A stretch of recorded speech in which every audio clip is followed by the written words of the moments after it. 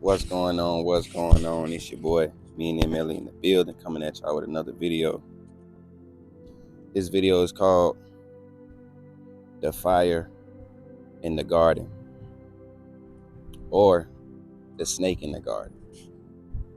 So what is the fire in the garden?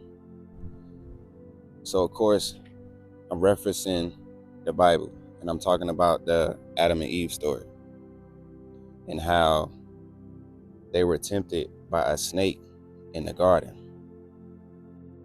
And when we was younger, we really didn't understand that story. And this is why a lot of people shy away from religion and the Bible, is because they don't understand what things mean. It's not until I got older till I started understanding that all religion is doing is talking about the human body. That's all religion is doing. But it's putting it in parables and similes and allegories so that way you can decode it. Only certain people will be able to decode it though, right? So what is the fire inside the garden, or what is the fire in you? The fire in you is your kundalini energy. What is your kundalini energy? It's your sexual energy. It's your sexual energy, right? Or we can just say it's the energy fields that's inside your body. It don't literally have to be sex. But on this story in the Bible, we're talking about sexual energy. So what is the fire? It's the sexual energy that is at your lower body, at your lower sacred body, that you feel ignite when you get around someone that you're attracted to. That's as simple as I can put it. When you get around somebody that you're attracted to, that feeling that you get, that urge that you get, that's your sexual energy. That is your kundalini energy inside of your garden. That is the fire in your garden, right? But let's go a little deeper. Your sexual energy had to be depicted as a snake. That don't make it bad. So when you see a lot of these people, a lot of different religions talk about serpents, or like Jesus said, be as wise as serpents, or you got the Egyptians and things like that wearing the serpents on top of their head.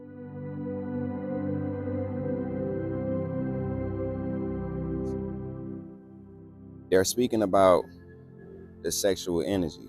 Also, serpents are wise. Serpents are wise, and they're wise enough to deceive you. So you have to understand your own sexual energy can deceive you. Your own energy can deceive you if you're not strong enough to control it. So this is what happened. This is what happened in the Bible. This is what happened in the garden. Eve was being tempted by her sexual energy,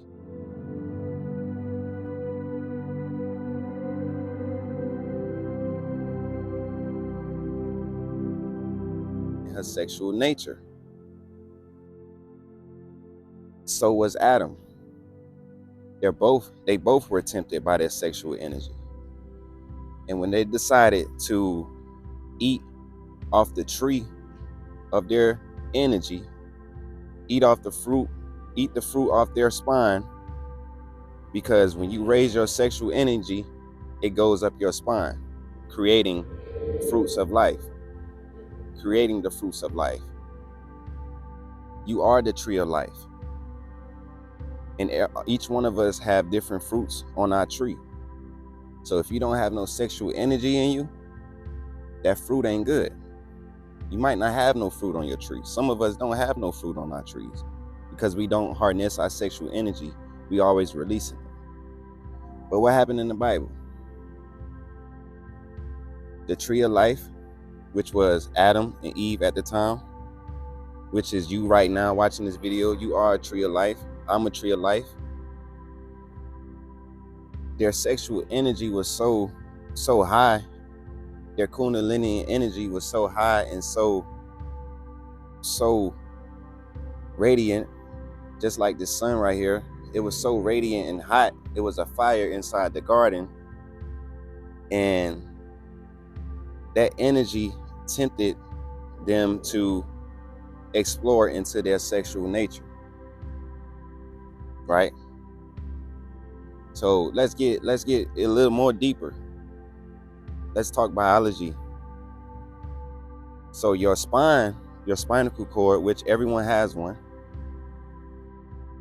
your spinal cord is your tree of life in your body.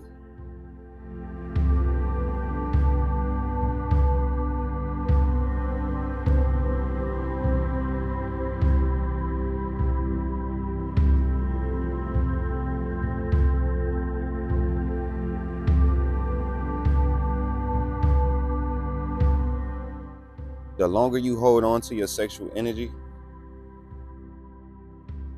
the longer you hold on to that sexual energy, you allow your sexual energy to rise up that spine, to rise up that tree of life.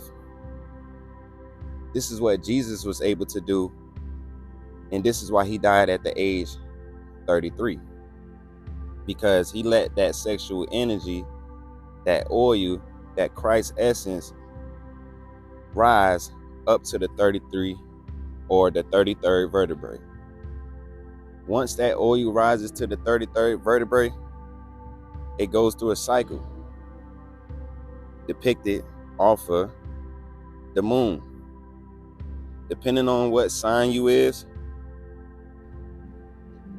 depends on what will happen when that seed reaches that 33rd vertebrae. I know that sounds confusing to those that don't understand what I'm saying, so let me get a little bit more simpler. You have 33 vertebrae in your body. Man or woman, it doesn't matter.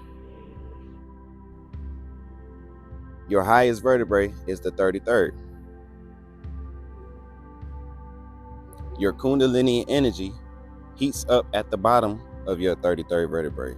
So your kundalini energy starts at 0 and begins to rise up that ladder, also known as Jacob's ladder, or the 33 vertebrae, or spinal cord, whatever you want to call it. It starts at 0, and the longer you hold, the longer you harness that sexual energy, that sexual essence, that energy will rise up that spine, resurrecting at the top of the 33rd vertebrae, ascending throughout your body, and then you would then become Christ conscious. So when we talk about the fire in the garden, we have to understand it wasn't a bad thing. It was just something that once you alter this energy, once you go into messing with this energy, there's no turning back. And that's basically what the story was about. Just like before you became sexually active, when you was a virgin, you thought different, you moved different, you think different, you look different. But soon as you started releasing your energy, releasing your sexual energy, your kundalini energy, you open up a whole different portal in your life.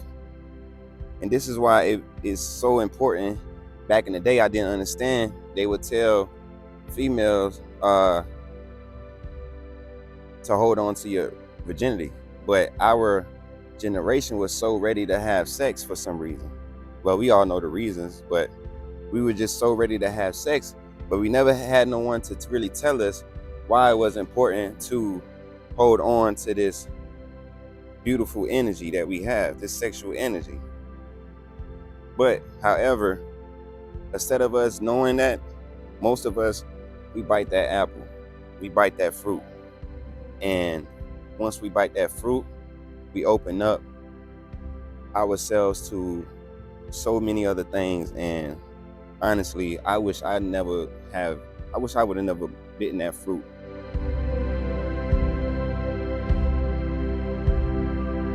If I would have knew this knowledge, shit, I would have still been a virgin, honestly.